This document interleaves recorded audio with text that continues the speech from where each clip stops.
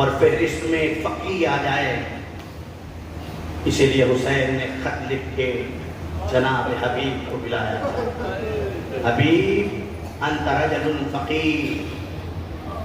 पास वक्त नहीं है वरना मैं बताता कि हुसैन और आइम्मा के ज़माने में भी आइम्मा ने अपने फ़कीहों का ऐलान किया है, अपने फ़ुक़हा की तरफ इंसानों को माइल किया है। अलग अलग इलाकों में बताया है कि देखो फला जगह पर तुम रहते हो मौला, मुझे सवाल करना है, मेरे पास क्यों आए हो? तुम्हारी मस्जिद में एक शख्स बैठा है, उससे पूछ दिया करो, जो वो बताएगा वही हम बताएं। तो आलम खैबत में अगर कोई हमें बचाए हुए है तो वो इमाम की पुष्पनाही है और मरजैयत की रहबरी है। इमाम पुष्पनाही करते हैं, वरना आज ईरान की हैसियत क्या है? 80 मिलियन 85 मिलियन की आबादी है, वो दुनिया की सुपर पावर से क्यों लड़ रहा है? अगर खुदा की ताकत साथ न होती, अगर इमाम की पुष्पनाही न होती तो इतने बड़े मुल्क का आलम क्या होता दुनिया सोच भी नहीं सकती।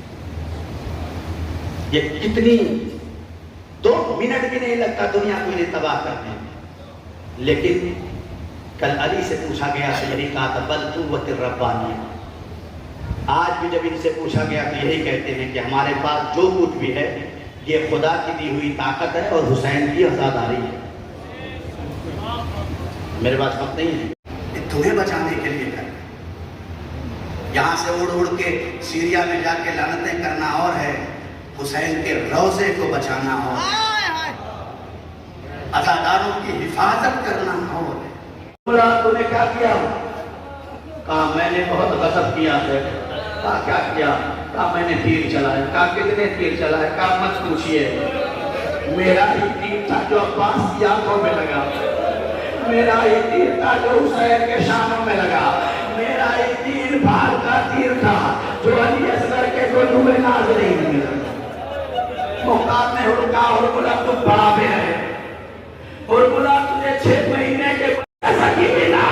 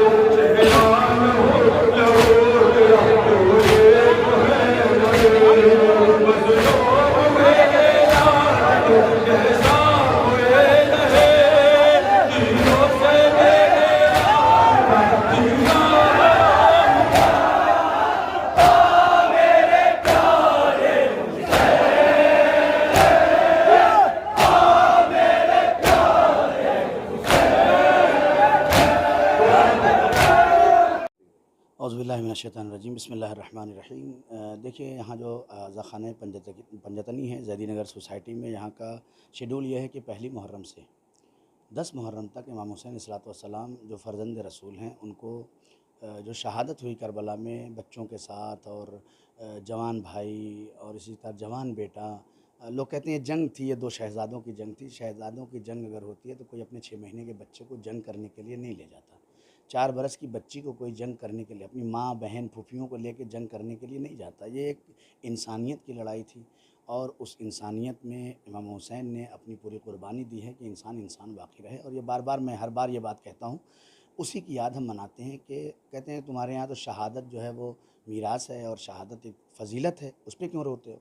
तो हम शहादत पे नहीं रोते हैं, हुसैन के कत्ल होने पे नहीं रोते हैं, हुसैन को कैसे कत्ल किया इस पे रोते हैं।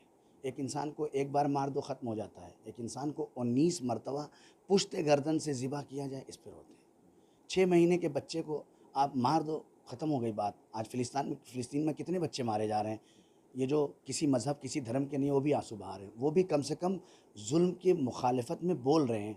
इन बच्चों से इनका क्या ताल्लुक़ है, लेकिन बोल रहे हैं क्यों? इसलिए कि जुल्म हो रहा है। हम भी यही करते हैं कि हम उस जुल्म पे रोते हैं जो करबला में इमाम हुसैन पे किया गया। आज उसी जुल्म पे रोने का नतीजा है कि दुनियाए इंसानियत फ़िलिस्तीन के बच्चों पे रो रही है और बोल रही है, उन बेवाओं पे बोल रही है, उन माँओं पे रो रही है कि जिनके बच्चे शहीद हो गए हैं।